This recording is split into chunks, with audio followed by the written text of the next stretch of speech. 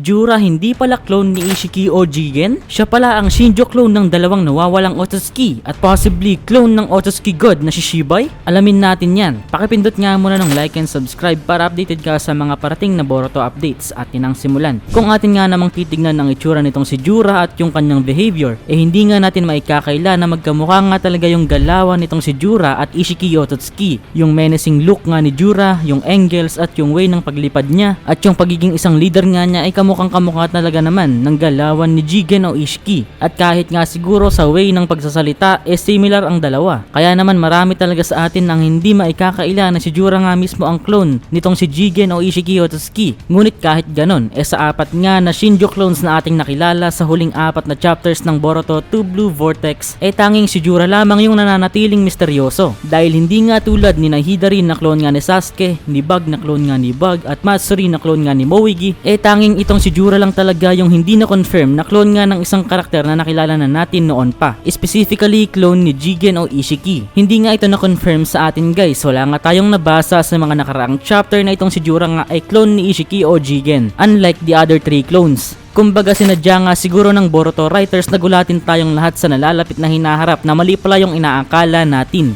Pero paano nga ba tayo nakasisigurado na hindi nga clone ni Ishiki o Jigen itong si Jura? Sagutin nga natin yan. Una nga sa kadahilan ng dito nga sa chapter 8 ng Boruto 2 Blue Vortex, nung mismong umapak nga si Jura at Hidari sa loob ng Konoha, sinabi nga dito na base nga daw sa chakra ng dalawang nilang na ito, tanging si Hidari lamang yung kanilang natrace at nakilala. Sasuke Uchiha confirmed. Lahat nga sila ay inakala na si Sasuke pala talaga itong si Hidari dito guys. Ngunit itong si Jura nga hindi nakilala ng sensory unit ng Konoha. Hindi nga siya nakilala guys. Sa mga hindi nga nakakaalam, meron niyang barrier system itong Konoha. Ito nga ay pinangungunahan ng barrier team o kilala din sa tawag na sensory unit, ang Kekkeihan ng Hidden Leaf Village. Ito nga yung unit na nakafocus sa pagdetect ng mga hindi kilalang chakra signatures na lumalabas at pumapasok sa Konoha Village. At matapos nga ang Great Ninja War at dahil na rin sa matinding kawasakan na ginawa ni Pain sa Konoha during the Naruto Shippuden, dito nga sa Boruto era sobrang advanced na nitong barrier team to the point na kahit sinong nilalang nga o tao na makakapasok sa loob ng Konoha automatically mare-register na sa system ang kanilang chakra. At dito nga automatically ma-identify ng sensory unit kung sino ito. Yan nga yung nakita natin dito kay Hidari. Dahil nakaregister na nga kasi ang chakra signature ni Sasuke sa Konoha kaya nga nakilala siya agad dito ng sensory unit. Ngunit itong si Jura ay hindi.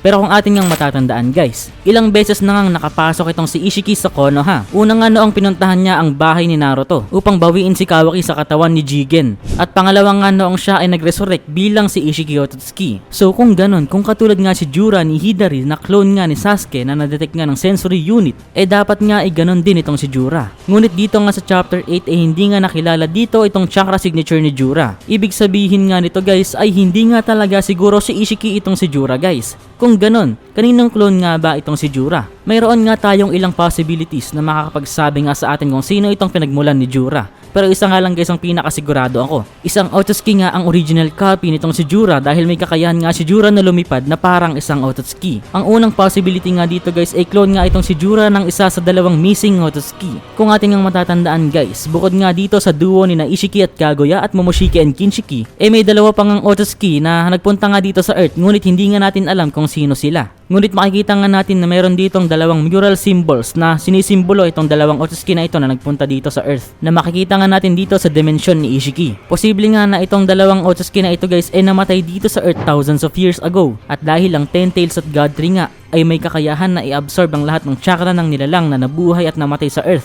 Mula nung nabuo ito hanggang sa kasalukuyan, kahit mga dinosaur pa ay maa-absorb nitong Ten Tails at God Tree. At posible ngang na-absorb nitong Shinju yung chakra ng isa sa dalawang Otsutsuki na ito. At ito nga siguro yung bumungo dito sa existence ni Jura. Isang ating possibility dito guys na na-absorb din ng Shinju ang chakra ng Otsutsuki God na si Shibai Otsutsuki. Dahil kung ating ngang matatandaan, nabanggit nga din ni Amado na ang katawan nga ni Shibai Otsutsuki ay nasa Earth. At malaki nga ang possibility na dito nga sa Earth namatay yung katawan ni Shibai. At may chance nga na na-absorb ng Shinjo o Ten Tails sa nagdaang 3 taon itong chakra nitong si Shibai. Kaya posible nga rin guys na itong si Shibai Otsutsuki nga mismo ang original copy nitong si Jura. Ito nga siguro guys yung ilang possibilities na magbibigay sa atin ng explanation kung bakit sobrang lakas nga nitong si Jura, na nagawa nga niyang durugin si Kawaki ng 2 hit lamang. Yung Kawaki guys na kasalukuyang kasing lakas nga ni Ishiki Otsutsuki, yung Ishiki na kinilaban ng Baryon Mode Naruto, binasic lang ni Jura. Ano sa tingin nyo?